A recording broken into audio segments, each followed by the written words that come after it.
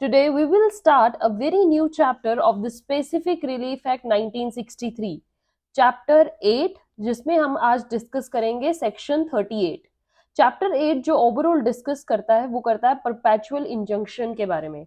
हमने last session में injunction topic अच्छे से किया है बच्चे, and I hope you already understood what really its meaning is, what are the types of injunction we are going to discuss, and today our topic is perpetual injunction, क्योंकि specific relief act में perpetual injunction ही grant की जाती है, temporary के लिए हमें CPC को देखना पड़ेगा, right.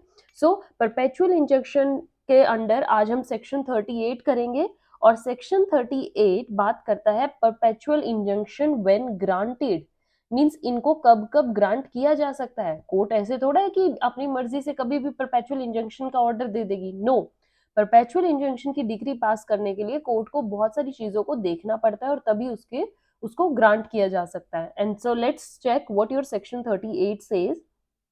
It says that a perpetual injunction may be granted to the plaintiff to prevent the breach of an obligation existing in his favor, whether expressly या impliedly। ठीक है, परपेचुअल इंजंक्शन जो होती है वो प्लेंटिफ के फेवर में दी जाती है। ऑब्वियसली जो प्लेंटिफ क्लेम कर रहा है कि दूसरे पर्सन को परपेचुअल इंजंक्शन मींस उसको परमानेंट स्टॉप कीजिए फ्रॉम डूइंग एन एक्ट, तो ये उसके अगेंस्ट दी जाती है। ओके, ऑब्लिगेशन क्या होनी चाहिए? लीगल ऑब्लिगेशन, मींस उसको जो प्लेंटिव है वो लीगली ऑब्लाइज्ड है, उसके पास ये ऑब्लिगेशन है कि वो जाके क्लेम कर सकता है। He has the duty enforceable by law, law की भी ड्यूटी बनती है कि उसकी इस कंडीशन को फुलफिल करे। Next, when any such obligation arises from the contract, the court shall be guided by the rules and the provisions contained in chapter 11 of the specific relief act। Chapter second आपका कौन सी बात करता है? Section हमने discuss किए थे 9 to 25। सो जो ये सेक्शंस हैं चैप्टर सेकंड के 9 to 25 of specific relief act, जब परपेचुअल इंजंक्शन ग्रांट की जाती है means permanently stoppage of something, तो अगर वो अराइज हो रही है due to any contract, means contract था और उस कॉन्ट्रैक्ट से वो ऑब्लिगेशन अराइज हो रही है, तो कोर्ट को कौन से प्रिंसिपल्स फॉलो करने पड़ेंगे जो chapter 2 of specific relief act में गिवन है। कोर्ट को वो सारे प्रोविजंस एक बार थोरोली चेक करने हैं, उन्हीं के according proper this perpetual injunction grant की जाएगी। ठीक है, कोई कॉन्ट्रैक्ट, देखिए कई ऐसे भी कॉन्ट्रैक्ट हैं जिनकी हम स्पेसिफिक परफॉर्मेंस नहीं करवा सकते। ठीक है, जैसे मैंने आपको बताया था पेंटिंग का है जिसमें स्पेशलाइज्ड नॉलेज की जरूरत है, पर्सनलाइज्ड ड्यूटी करनी पड़ेगी, मींस पर्सन को ही कर सकते हैं, वो किसी थर्ड पार्टी से हम नहीं करवा सकते। सो ऐसे कई कॉन्ट्रैक्ट्स हैं जिसमें स्पेसिफिक परफॉर्मेंस कोर्ट नहीं करवा सकती, तो उसमें हम इंजंक्शन भी क्लेम नहीं कर सकते, राइट। जिसमें स्पेसिफिक परफॉर्मेंस नहीं होगी वहां पे इंजंक्शन का भी आप ऑर्डर या इंजंक्शन की भी आप डिग्री रिलीफ क्लेम नहीं करोगे। स्पेसिफिक रिलीफ हमें ये कहता है, जैसे contract related to personal qualification, personal qualification के जो कॉन्ट्रैक्ट होते हैं इसमें आप परपेचुअल इंजंक्शन नहीं ले सकते। ऑल राइट, समझ में आ रही है बच्चे बात? सेक्शन 38 बहुत डीपली मीनिंग रखता है और आपको एक एक वर्ड इसका समझ में आना चाहिए। नेक्स्ट थिंग क्या कहता है section 38, that when the defendant invades या threatens to invade the plaintiff's right to और इंजॉयमेंट ऑफ प्रॉपर्टी। कल हमने बताया था कि ए और बी की एक प्रॉपर्टी है और उसमें बी वॉल बनाना चाहता है एक, सेम वे यहाँ पर क्या है, ए फिर क्लेम करता है कि बी को स्टॉप कीजिए, बी के अगेंस्ट इंजंक्शन ऑर्डर दीजिए। तो यहाँ पर भी यही बात की गई है, अगर डिफेंडेंट इन्वेड करता है या प्लेंटिफ की प्रॉपर्टी पे थ्रेटन्स टू इन्वेड, मतलब उसको उसके इंजॉयमेंट इंजॉय करने से रोकने की कोशिश करता है, डराता है कि मैं तुम्हारे जो इंजॉयमेंट के राइट्स हैं उनको थ्रेटन कर रहा हूँ या उनको इन्वेड कर रहा हूँ, तो इससे क्या होता है, जैसे कि इसमें देखिए प्रॉपर्टी में नॉट ऑलवेज इमूवेबल प्रॉपर्टी, इसमें बात जैसे आपकी दिस डिफेमेशन का केस हमने किया था, है ना। डिफेमेशन किस में होती है? रेप्यूटेशन। सो ये चीजें भी इंक्लूड होती हैं। आपकी रेप्यूटेशन को अगर कोई हार्म करना चाह रहा है तो आप उसके अगेंस्ट भी परपेचुअल इंजंक्शन की डिग्री ले सकते हैं कि please stop this person from using various mean because he is harming my reputation. So court में grant a perpetual injunction in those cases. Court की ड्यूटी बनती है कि वो इन केसेस में क्या करे? परपेचुअल इंजंक्शन का ऑर्डर दे, जो कि जब प्रॉपर्टी पे या फिर किसी की रेपुटेशन पे सवाल उठते हैं, दूसरी पार्टी उसकी इंजॉयमेंट को रोकती है, then court comes here and court की ड्यूटी बनती है कि वो परपेचुअल इंजंक्शन की ऑर्डर को पास करे, राइट। सो वो कौन कौन से केसेस हैं, let's discuss them in brief. The very first case is जहां पर कोर्ट को अब परपेचुअल इंजंक्शन आके ग्रांट करनी पड़ेगी, first where the defendant is the trustee of the property for the plaintiff. ठीक है, प्लेंटिफ की प्रॉपर्टी है और प्लेंटिफ की जो प्रॉपर्टी है उस पर ट्रस्टी कौन है, डिफेंडेंट है। इस केस में भी प्लेंटिफ आकर डिफेंडेंट के अगेंस्ट परपेचुअल इंजंक्शन का ऑर्डर ले सकता है। यहाँ पर देखिए कैसे, मैं आपको एक एग्जांपल देती हूँ। ए की प्रॉपर्टी है, सपोज कीजिए ये एग्जांपल ले लीजिए, ए की ये प्रॉपर्टी है, ठीक है, और ये एक ट्रस्ट है, और इस ट्रस्ट का जो ट्रस्टी है वो कौन है, बी है। सो यहाँ पर क्या होता है, ट्रस्ट बना दी और इस पे बी को ट्रस्टी बना दिया, बट उन लिमिट्स और कंडीशंस ऑफ ट्रस्ट, जो एक लिमिट होती है ट्रस्ट की, उनको वो लिमिटेशंस को क्रॉस कर रहा है।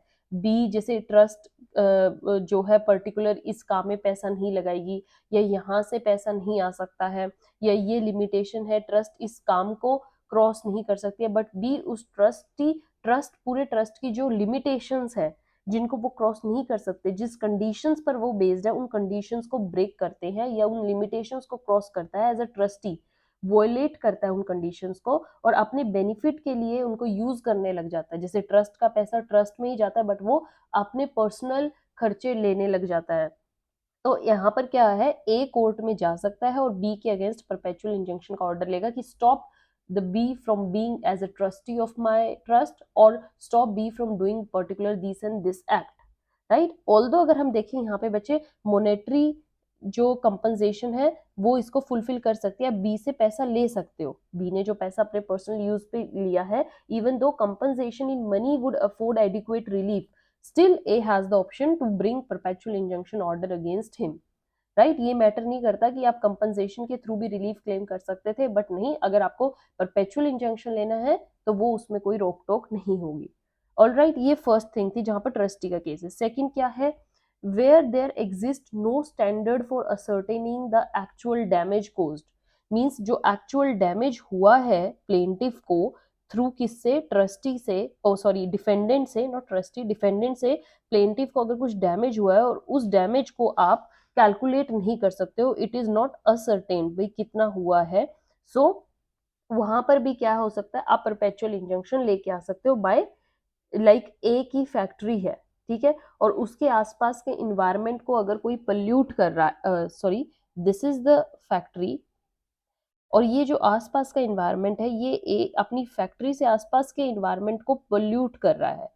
अब जो ये पोल्यूट कर रहा है, हार्म पहुंचा रहा है आसपास की लोकेलिटीज को, सोसाइटी को, वो असर्टेन्ड है, मींस आप एक्चुअल डैमेज को मॉनेटरी टर्म्स में नहीं ला सकते हो भी कितना डैमेज हमारा हो रहा है, हेल्थ को डैमेज हो रहा है, इन्वायरमेंट को डैमेज हो रहा है। सो इसमें क्या है, ऐसे केस में क्या होगा, आप परपेचुअल इंजंक्शन लेके आ सकते हैं ए के अगेंस्ट कि ए को या तो स्टॉप कीजिए, अपनी फैक्ट्री को कहीं जाकर शिफ्ट करे, या फिर वो इस पर्टिकुलर अमाउंट से ज्यादा पोल्यूशन को इजैकुलेट नहीं करेगा। Okay, so this is the case कि आप ऐसे केसेस में भी परपेचुअल इंजंक्शन लेके आ सकते हैं। देन द थर्ड केस कौन सा होगा, ये तो दो मैंने बता दिया, एक ट्रस्ट का और एक जिसमें आप एक्चुअल डैमेज को कैलकुलेट नहीं कर सकते। Then the third is where the invasion is such that compensation in money would not afford adequate relief, means आप दूसरे की प्रॉपर्टी पर इन्वेड कर रहे हैं, उसकी प्रॉपर्टी को हार्म कर रहे हैं, या आप उसकी इंजॉयमेंट को रोक रहे हो, और जो वो ये इन्वेजन है इसको आप मोनेटरी टर्म्स में कैलकुलेट नहीं कर सकते। ओके, यहाँ पर भी नॉट असर्टेन्ड है, एडिक्वेट रिलीफ वो नहीं होगा। जैसे ए ने बी की विंटेज कार का शीशा तोड़ दिया, आप एक एग्जाम्पल लेके चलिए, ये ए है और इसके पास एक विंटेज कार है, इसके लिए ये बहुत इंपॉर्टेंस रखती है, ठीक है, और इसके अगर उसने ये बी तो कह देगा कि भाई आप मेरे से पैसे ले लो, ठीक है ना, मैं आपको कंपनसेशन कर देता हूँ, डैमेजेस आपके फुलफिल कर देता हूँ, but I don't want to, because उसके उस कार के साथ शायद ऐसे रिलेशन होगा कि वो उसको एज एडिक्वेट रिलीफ नहीं मानता है, मोनेटरी कंपनसेशन उसके रिलीफ को पूरा नहीं करती। सो ऐसे केस में ए क्या कर सकता है, वो उसकी कार, क्योंकि बी ने उसकी कार नहीं, राइट, तो ए यहाँ पर उसको ये कहता है कि आप मेरे को परपेचुअल इंजंक्शन की ऑर्डर दे सकते हैं, या बी ने बाय चांस ए की कार ही ले ली और वो उसकी कार को वापस नहीं कर रहा और कह रहा है कि मैं तुम्हें कार के पैसे दे देता हूँ, तो ए कोर्ट में जाएगा और कहेगा कि मेरे को मेरी कार वापस चाहिए, इसको परपेचुअल इंजंक्शन लेकर आइए और इसको स्टॉप कीजिए from being taking my car या being using my car, right. So this is the case जिसमें आप ऐसे केसेस में भी परपेचुअल इंजंक्शन का डिमांड कर सकते हो, right. Then the last case कौन सा होगा जिसमें वो भी ऐसा ही है, that where the injunction is necessary to prevent the multiplicity of judicial proceedings, right, जहां पर जुडिशियल प्रोसीडिंग्स जो है आपको वो ज्यादा नहीं करवानी है, जुडिशियल प्रोसीडिंग्स जो होंगी वो बहुत ज्यादा हो जाएंगी, बर्डन हो जाएगा, there will be multiple judicial proceedings, right. तो ऐसे केसेस को भी स्टॉप करने के लिए आप इंजंक्शन ऑर्डर ला सकते हैं, राइट। क्यों, क्या होगा, एक बार आपने किसी के अगेंस्ट स्टॉप कर दिया बट बाद में फिर वही बात उठती है, फिर वो कोर्ट में केस जाएगा, फिर प्रोसीडिंग्स चलेंगी, तो इससे क्या है, टाइम वेस्टेज कोर्ट की भी है और उनकी भी है। तो ऐसे में आप एक परपेचुअल इंजंक्शन ले आइए, परमानेंट ही स्टॉप कर दीजिए। जैसे मैं आपको एक एग्जांपल देती हूँ, ए की प्रॉपर्टी है, राइट, ए की एक प्रॉपर्टी है, this is the property of A. अब यहाँ पर क्या है, इस पर गांव के लोग आते जाते रहते हैं, इस प्रॉपर्टी से क्रॉस होते हैं, ओके। और ए यहाँ पर वो क्लेम करते हैं कि इस पे हमारा राइट है, राइट टू वे है, सारे गांव वाले कहते हैं कि हम शुरू से ही इस रास्ते से जा रहे हैं and there is a right to way for us. अब ए इसमें सूट करता है और डेक्लेरेटरी डिक्री पास करवाना चाहता है कि ये प्रॉपर्टी सिर्फ मेरी है and I want to stop the villagers from crossing over my property, ठीक है। और उसकी जो ये उसने जो ये सूट डाला है और उसका सूट उसके फेवर में ही आ गया, डिक्री उसके फेवर में आ गई, ठीक है, पास हो गई। अब गांव वालों ए के अगेंस्ट सूट इंस्टीट्यूट करते हैं कि ए ऑब्स्ट्रक्शन क्रिएट कर रहा है जिसपे हमारा राइट था जाने का और उसने वो राइट कोर्ट के थ्रू ले लिया है, मतलब अब हमें इस रास्ते से स्टॉप किया जा रहा है। तो अब ए क्या करेगा, ठीक है ना, अब वो ऐसा सूट इंस्टीट्यूट करेगा सेक्शन 38 के अंदर कि even if he awarded damages in every instituted suit against him, those damages will be इनएडिक्वेट, क्योंकि वो बार बार प्रोसीडिंग्स में जाएगा, एक बार जब उसने अपने फेवर में सूट ले लिया तो क्यों उसके अगेंस्ट लोग आ रहे हैं बार बार, तो जुडिशियल प्रोसीडिंग से बचने के लिए उसको अपने डैमेजेस, वो अपने मनी थोड़ा वेस्ट करेगा। तो ऐसे केसेस में भी क्या होता है, वो एक डेक्लेरेटरी, अब देखो ऑलरेडी एक डेक्लेरेटरी डिग्री पास हो चुकी है उसके में, अगर हमने डेक्लेरेटरी डिग्री की थी ना भी आपको अपने नाम कुछ परमानेंट चीज करवानी है, तो वो डेक्लेरेटरी डिग्री बार बार दिखा रहा है कि ये प्रॉपर्टी मेरी है और इसमें मेरे पास एक डिग्री आ चुकी है, कोर्ट से जजमेंट आ गई है और ये मेरे में राइट है, अब आप इससे पास नहीं हो सकते, बट गांव वाले फिर भी चाह रहे हैं, वो बार बार सूट कर रहे हैं। तो ऐसे केस में क्या होगा, सेक्शन 38 के अंदर ए क्या चाहेगा, विलेजर्स के अगेंस्ट परपेचुअल इंजंक्शन का ऑर्डर आ जाए, मींस वो परमानेंट स्टॉप किए जाए और मल्टीपल जुडिशियल प्रोसीडिंग्स इससे रुक जाएंगी, क्योंकि कभी ए जाएगा, कोई एक विलेजर जाएगा, फिर कोई और जाएगा, तो इससे क्या होगा, बर्डन होगा और बार बार ए को भी वही बात है कि प्रोसीडिंग्स में जाना पड़ेगा जिसमें कि उसके पास ऑलरेडी डेक्लेरेटरी डिग्री है, right? So these are the few cases where you can demand perpetual injunction and it is mainly on that जहां पर आपका एक्चुअल डैमेज कैलकुलेट नहीं हुए हैं और जहां पर की मनी कंपनसेशन जो है वो एडिक्वेट रिलीफ नहीं होता and you want to permanently stop someone. So I hope you understood section 38 perpetual injunction का मीनिंग आपको अच्छे से क्लियर हुआ होगा। In next session we will discuss next two sections of this chapter 39 and 40. Till then, have a good day. Thank you.